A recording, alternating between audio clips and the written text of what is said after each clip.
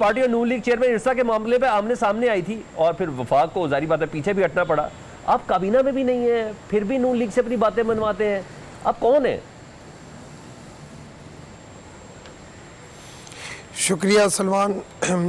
पहली चीज़ तो आपने अपने इंट्रो में बात की मज़ाहमत और मफाहमत। मैं समझता हूँ जो पीपल्स पार्टी इस वक्त मुल्क की हालात को देखते हुए PMLN को गवर्नमेंट में सपोर्ट कर रही है और ये सपोर्ट PTI को भी करने के लिए तैयार थी। PTI को कहा गया, पीपल्स पार्टी की तरफ से मैसेज दिया गया कि आप हुकूमत बनाएं, हम आपको भी सपोर्ट करने के लिए तैयार हैं, मगर उनके पास सिर्फ मज़ाहमत थी, मफाहमत नहीं थी। और मैं समझता हूँ कि सियासत के अंदर डोर ओपन होने चाहिए और मज़ाहमत और मफाहमत दोनों होनी चाहिए। आप right person for right job की बात करें, आप राइट डिसीजन है राइट टाइम की बात करें, आप सही फैसलों की बात करें, आप हक की बात करें, आपका फ़र्ज़ है, आपका फ़र्ज़ है कि आपको अवाम भेजती है यहाँ पे असम्बली के ऐवान में, तो सिर्फ हाँ में हाँ नहीं मिलाएं, मगर हर चीज़ का जो काम होता है वो तमीज़ और तहज़ीब के दायरे में रह के होता है। जहाँ पे आदमी गलती हो उधर गलती माननी चाहिए, जहाँ पे आदमी गलत नहीं हो सही हो उधर आदमी को स्टैंड लेना चाहिए। ये सियासत और इखलाक के असूल है और कामयाबी के असूल है। आज अगर मरवत ने एक माना कि हमारी ये गलती है, ये मरवत ने मीडिया के ऊपर माना है, मगर अगर आप दूसरे इनके जो लॉयर हैं, हमें तो हमारे सारे कुलीग हैं, शहर बानो भी शाह साहब की बेटी है, हमारी भतीजी है, क्योंकि मेरे बड़े हैं, मैंने उनके साथ भी काम किया है, शहर बानो साहब। तो मेन चीज़ ये है कि जी तो मेन कहने का मकसद ये है कि हर वक्त मज़ाहमत नहीं चलती है और ये इस वक्त जो मुल्की हालात है, आपने चेयरमैन इरसा वाला सवाल ही गोल कर दिया रमेश कुमार साहब। यानी आपके पॉइंट ऑफ व्यू से शहबाज शरीफ साहब गलत थे, जो गलत था जो उन्होंने वापस लिया, आप लोग सही थे।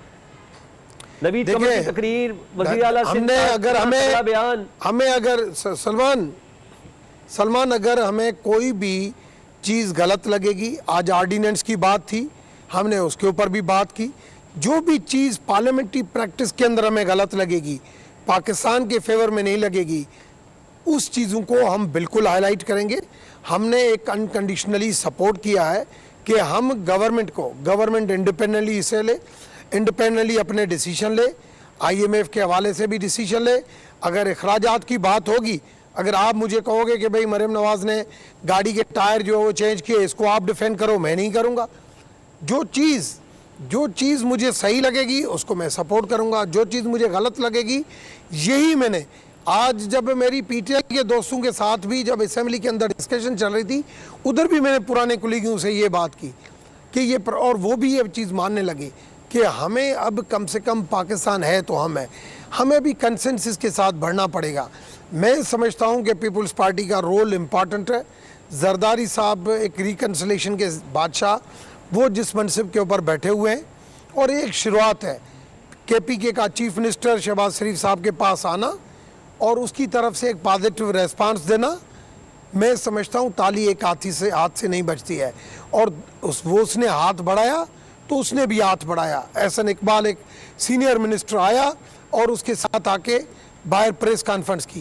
ठीक है, तो ये सारी चीज़ें जो है मैं समझता हूँ कि पॉजिटिवली जा रही है और आपको आइंदा चंद दिनों में अगर IMF एक आपने बात की टेक्नोक्रेट की, टेक्नोक्रेट कहीं पे भी आ सकते हैं, इंटीरियर में भी आ सकते हैं, फाइनेंस में भी आ सकते हैं, फॉरेन में भी आ सकते हैं।